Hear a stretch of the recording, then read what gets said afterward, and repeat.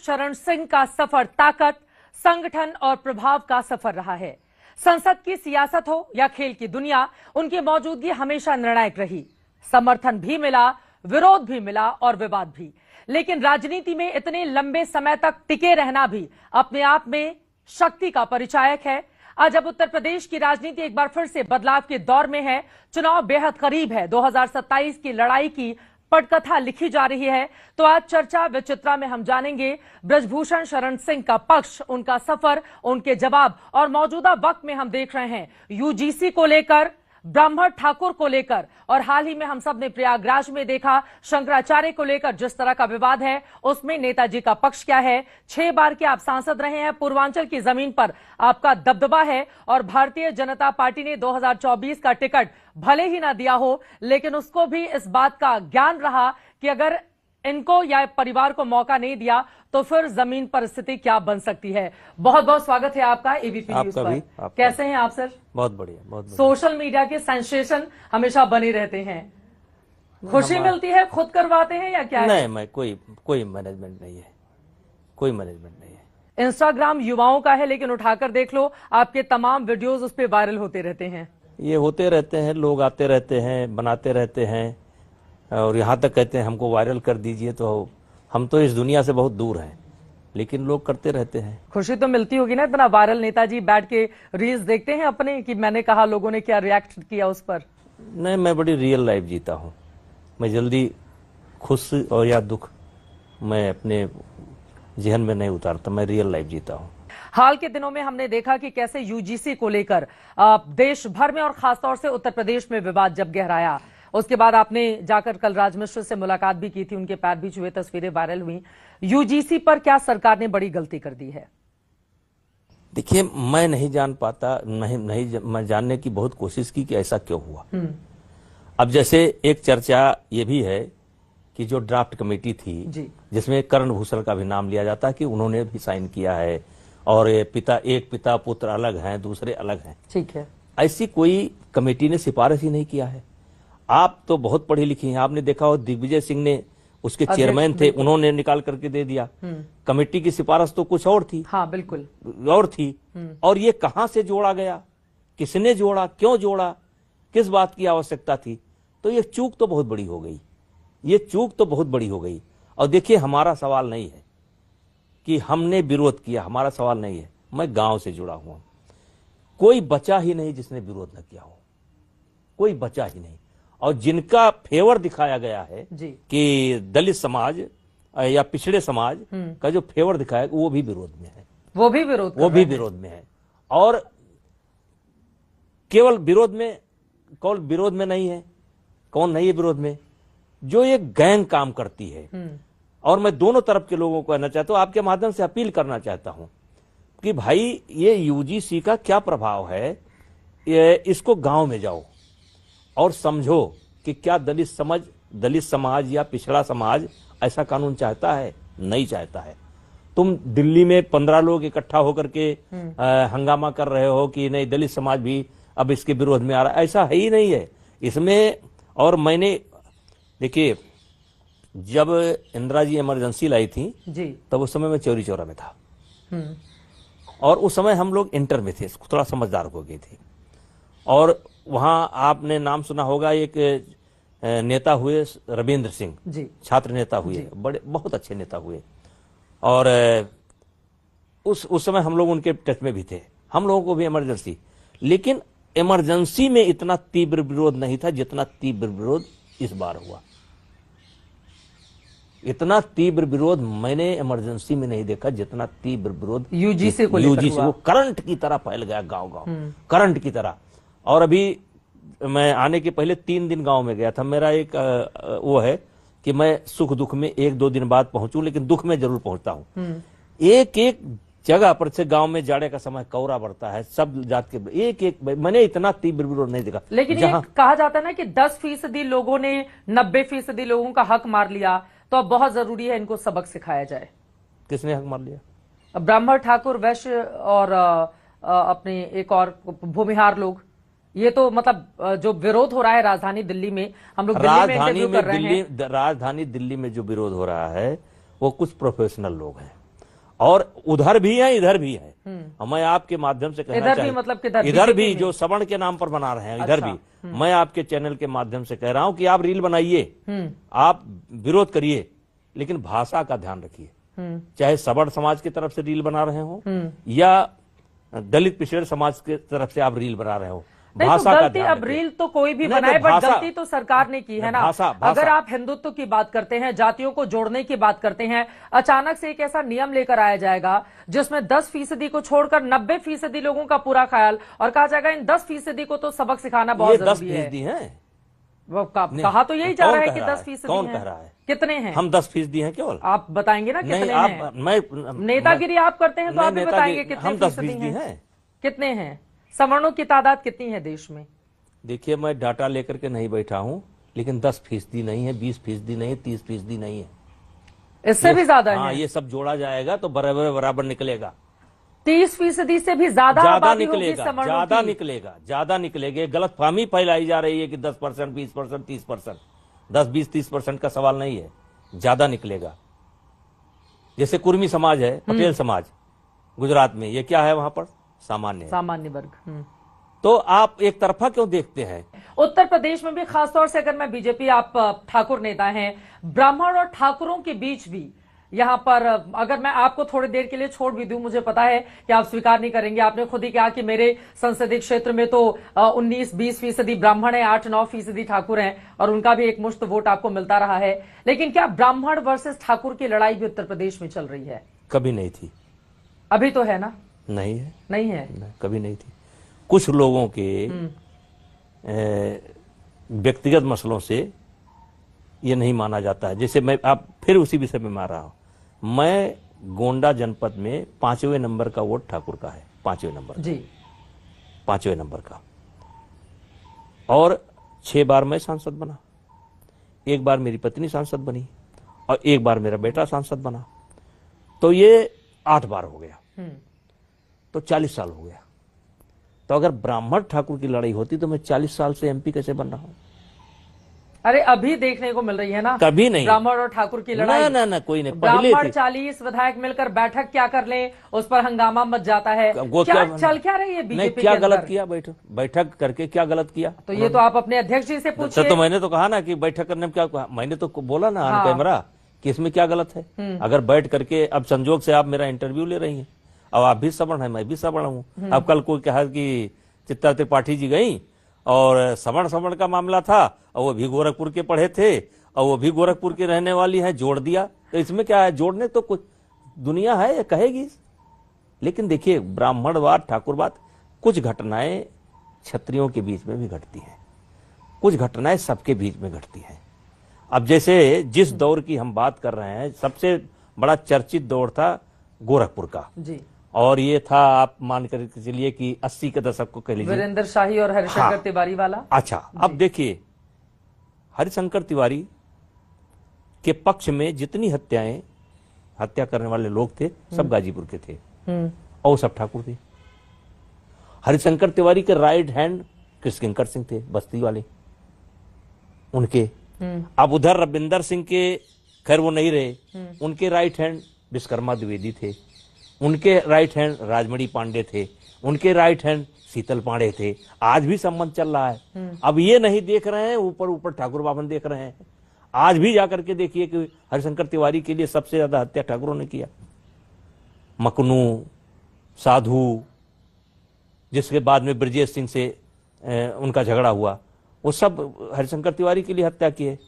और रुद्दल सिंह, हत्या करने के बाद रुद्दल सिंह लोग बच कैसे जाते थे, मैं ये जानना चाहता। आप तो पूरा खुलासा कर रहे हैं कि हरिशंकर तिवारी के लिए किन किन लोगों ने हत्या। अरे रुद्दल सिंह देवरिया, हरिशंकर तिवारी ने कितने लोगों की हत्या? देखिए, रुद्दल सिंह देवरिया, अब हरिशंकर तिवारी ने कराया कि नहीं कराया, लेकिन एक कहा गया कि तिवारी जी ने मरवा दिया, वीरेंद्र शाही एंड कंपनी के शाही जी ने मरवा दिया, मतलब ये गोल चल। लेकिन दोनों तरफ का देखिए समीकरण ये देखिए कि उधर से जितने शूटर हैं वो सब ठाकुर हैं, और इधर से जितने सहयोगी हैं सब ब्राह्मण हैं।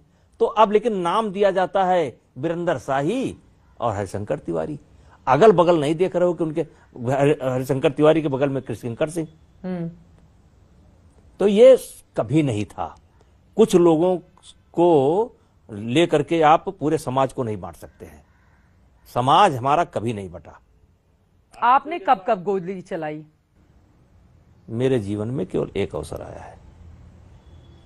हमारे दोस्त वो हमारे सामने गोली मारी और मैंने देख लिया, और पलट करके वो जब हमारे सामने बंदूक लेकर के पलटा, तो उस समय मैंने, आप कह सकते हैं कि आत्मरक्षा में कह सकते हैं या दोस्त का बदला लेने कह सकते हैं, एकदम दूरी इतने थी।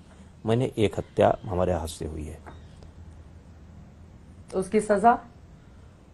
सजा क्या, दोनों तरफ से लोग मरे थे, क्रॉस फायरिंग थी, दोनों तरफ से मरे थे, केस छूट गया।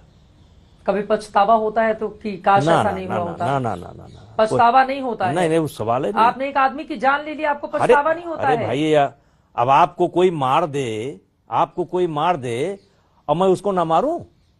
आपको कोई मार कर देखो आपको कोई एक थप्पड़ मारे, उसको 5 थप्पड़ मारूंगा यहीं पर, ये क्या बात है? किस चीज का पछतावा? अरे मुझे कोई क्यों मारेगा? नहीं, देखिए देखिए आपस का नहीं कोई, वो चलिए छोड़िए वो क्यों हुआ, लेकिन मेरे आदमी को, मेरे मित्र को, मेरे परिवार को कोई मारेगा तो हम उसको क्यों नहीं मारेंगे?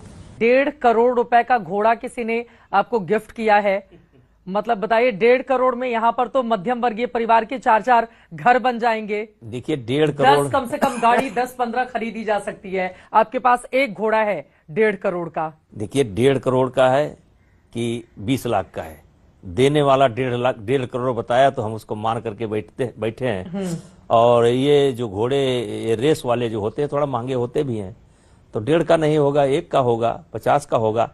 लेकिन अब जो सामने वाला बताएगा, मैंने तो कुछ दिया नहीं। गिफ्ट किया है उसने बताया था कि 1.5 करोड़ का है। 1.5 आपको 1.5 करोड़ का घोड़ा कोई क्यों गिफ्ट करेगा, ये बताइए? अब उनसे पूछ लीजिए। रवि चौहान 2.5 का लाए हैं। रवि चौहान 2.5 करोड़ का घोड़ा दे रहे हैं? 2.5 का दे चुके हैं। हाँ, उस घोड़े का रिकॉर्ड भी है। तो ये घोड़ा को मैं क्या खाता है? अब जो हमारे दर्शक हैं वो तो जानना चाहेंगे ना, ये 2.5 करोड़ का अगर एक घोड़ा है, खाता पीता क्या है, रखते कैसे होंगे? बहुत ज्यादा ख्याल नहीं करना पड़ता होगा उसका? नहीं, ख्याल तो करना पड़ता है, लेकिन सामने वाला जो बताएगा वही माना जाएगा। और भाई डर से घोड़ा क्यों देगा कोई आदमी?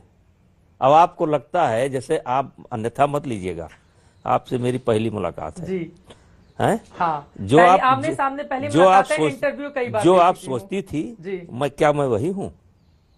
नहीं, सामने से कुछ फर्क नहीं दिखाई पड़ता है। नहीं, जो इमेज मेरी थी या बनाई गई या हमने बनाया, किसी ने बनाया? आपने खुद ही बनाया ना वैसे। दबंग वाली इमेज, गुंडा वाली की नहीं, लोग डरे मुझसे। नहीं, डराने कोई सवाल नहीं। देखिए, जिसने चाकू मारा मैंने उसको माफ किया, जिसने गोली मारा मैंने उसको भी माफ किया। गोली 4 गोलियां लगी हैं, मैंने उसको भी माफ किया। जो बेईमानी किया मैंने उसको भी माफ किया। 4 गोलियां कहाँ पे लगी हैं आपको? 4 गोलियां ये है, एक ये है, एक ये है, एक ये है, एक ये है। तो सिर पे गोली लगने के बाद आदमी कहाँ बचता है? देखिए, भगवान बचाने वाला, मारने वाला भगवान है। हमारे ऊपर इतनी दूर से फायरिंग हुई थी, ये सोफा से भ्रष्ट फायर मारा गया था। पहली गोली ये छू करके चली गई, दूसरी ये छू करके गई, तीसरी यहाँ लगी, अभी पीठ में है, और चौथी यहाँ लगी, क्रॉस कर गई। तब तक एक हमारा दोस्त था, वो आगे आ गया, तो 14 गोली उसको लग गई, वो मर गया। उसने हमको बचा लिया। तो इस वाले मुद्दे पर आप खिलखिला कैसे सकते हैं? खिलखिला रहे हैं, जो लगाए थे उनसे कहते खिलखिला लें। इतने गंभीर आरोप आपके ऊपर लगे तो मैं खिलखिला रहा हूं, कहते खिलखिला लें। क्या वजह है इसकी? खिलखिलाने की क्या वजह है? झूठ। क्यों गवाही देने? बीजेपी ने आपका टिकट तक क्यों गवाही देने नहीं आ रहे हैं? क्यों गवाही देने नहीं आ रहे हैं? डेट ले रहे हैं, क्यों? कोई गवाही देने के लिए नहीं पहुंच रहा है? कोई नहीं, कोई बात नहीं कर रहा हूं, तो क्यों टाला पिक्चर कर रहे हैं? आज एक तो पॉक्सो के मामले से आप बरी हो गए, एक मामले से, लेकिन आपको कोई फर्क नहीं पड़ता है। आपको लगता है मेरे ऊपर कोई फर्क है? वही तो मैं जानना चाह रही हूं कि अगर किसी नेता के ऊपर इतने गंभीर आरोप लग जाएं, कैसे गंभीर? छेड़छाड़ का मामला, पॉक्सो का मामला, क्या क्या मामले आपके ऊपर दर्ज नहीं करवाए गए थे? देखिए चित्रा जी, एक दिन जब छेड़छाड़ हुई थी तो मैं सर्बिया में बैठा था, तो सर्बिया से छेड़छाड़ किया। और 2 महान भाव हैं जिनको छेड़छाड़ किया, तो मैं लखनऊ में बैठा था, ऑन कैमरा बैठा था, आपके साथ बैठा था, मीडिया के साथ, अधिकारी के साथ। एक में 11 बजे मैंने छेड़छाड़ किया था और 2 बजे रात में मैं सर्बिया चला गया था, वहां से छेड़छाड़ किया था। और इसीलिए आपको याद होगा जिस समय मेरे खिलाफ बहुत माहौल था, उस समय ऐसा लगा कि मैं बड़बोलापन भी कर रहा हूं, बड़बोलापन भी कर रहा हूं। मुझको कई लोगों ने समझाया भी, यहां तक कि मेरे बच्चे की पापा ये क्या कर रहे हो। हमने कहा देखो भाई, भाषा का ध्यान रखेंगे लेकिन हम अपनी बात कहेंगे। लखनऊ बैठ करके छेड़छाड़ कर दिया, सर्बिया बैठ करके छेड़छाड़ कर दिया। उस समय तो मेरी बात कोई सुनने वाला नहीं था। उस समय तो हम बड़बोलापन कर रहे थे, बड़बोलापन। लेकिन हमें तो, हम आपको नहीं जानते, हम अपने आप को तो जानते हैं। हम इनको नहीं जानते, इनको नहीं जानते, हम अपने आप को तो जानते हैं। और उस समय मैंने कई बातें कही थी। तो अगर आपके ऊपर झूठे आरोप लगाए गए, मानहानि का मुकदमा क्यों नहीं कर दिया आपने? जब तक ये केस चलेगा तब तक आप मानहानि का मुकदमा नहीं कर सकते हैं। जब आपका ये केस छूटेगा उस समय आपको लग रहा है कि आप बाइज्जत बरी हो जाएंगे? लगता क्या है, बरी हैं। विनेश फोगाट ने ऐलान किया है, उन्होंने पहले तो संन्यास ले लिया था, फिर उन्होंने कहा कि वो आगामी जो ओलंपिक है उसके लिए तैयारी करेंगी, वो वापसी कर रही हैं। बेईमानी करके गई थी, वही बेईमानी भगवान ने उसके साथ कर दिया। फाइनल तक पहुंची ना। रुक जाइए, यही तो आप लोग देखते नहीं हैं। ट्रायल जिस समय हो रहा था उस समय उसका 2 किलो वजन ज्यादा था। और अगर आप कानूनी बात करते हैं तो उस दिन उसने 50 किलो वेट कैटेगरी में भी ट्रायल दिया था। उस दिन उसने 50 किलो वेट कैटेगरी में भी ट्रायल दिया था और 53 किलो वेट कैटेगरी में ट्रायल दिया था। चित्रा त्रिपाठी जी, संसार में कोई ऐसा नियम ही नहीं है कुश्ती का कि एक दिन के अंदर आप 2 वेट कैटेगरी में ट्रायल दें, ये नियम ही नहीं है। लेकिन उसने धमका करके सबको, क्योंकि हम लोग उस समय बाहर थे, उसने धमका करके खेल मंत्रालय को ब्लैकमेल करके 50 किलो का भी ट्रायल दिया और 53 किलो का भी ट्रायल दिया। 50 किलो में जब वो हार गई तो 6-7 घंटा रेस्ट करने के बाद उसने जो है 53 किलो में ट्रायल दिया। और उस समय उसका वजन 50 नहीं था, उसका वजन 52-53 था। गलत ढंग से वो गई थी, गलत ढंग से। मेरा आरोप है उस समय के खेल मंत्रालय के अधिकारियों ने सब चीजों को नजरअंदाज करके उसको भेजा था और वही सजा उसको मिली। मतलब आप ये कह रहे हैं कि फाइनल तक पहुंचकर अगर उनको हार का सामना करना पड़ा अपने वजन की वजह से, क्योंकि उन्होंने पहले ही बेईमानी की हुई थी, इस वजह से भगवान ने सजा दिया। 2 किलो उसको 50 किलो जब लड़ने के लिए 50 किलो वजन दिखाना चाहिए था, तो उसने 50 किलो वजन नहीं दिखाया था। उसने 53 में लड़ने के लिए 42 दिखाया होगा, 43 दिखाया होगा और उसी पर वो लड़ी और वही जाकर के अटक गया। ये वजन तोड़ना इतना आसान नहीं, और तोड़ती तो गड़बड़ हो जाता। लेकिन फाइनल तक पहुंची, इस बात से कैसे आप इनकार करेंगे? पूरा देश खुश भी हो रहा था कि वो गोल्ड मेडल जीत कर आएंगे ओलंपिक का। सुनिए, विनेश फोगाट हर बार ओलंपिक की प्रबल दावेदार थी, हर बार। 3 बार से वर्ल्ड रैंकिंग में उसका प्रथम रहता था, सेकंड रहता था। मैंने 3 साल उसका बेस्ट चलता था।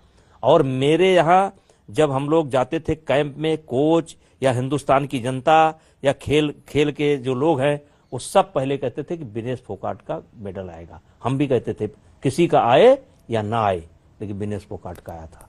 लेकिन अब क्यों ऐसा हुआ, वो तमाम बातें हैं। तो अभी आप शुभकामनाएं देंगे आगे के लिए? नहीं देंगे? नहीं, हम तो बिल्कुल नहीं देंगे। ना बेईमानी करेगी आकर के, फिर किसी लड़की का हक मारेगी। वो कहाँ फिट है लड़ने के लिए? वो किसी गरीब का हक मारेगी? हरियाणा के बच्चे अच्छे हैं। मतलब आप कह रहे हैं किसी और को मौका देना चाहिए? नहीं, हमको क्यों मौका? वो तो लड़ करके आएगी, उसको मौका मिलेगा तो कोई वो तो है नहीं, वो आएगी। अच्छा, आखिरी सवाल, इतना रुद्राक्ष पहने हुए हैं तो बताइए, भगवान का आशीर्वाद मतलब बहुत बचपन से पहले। कितने रुद्राक्ष आपने धारण कर रखे हैं? अब ये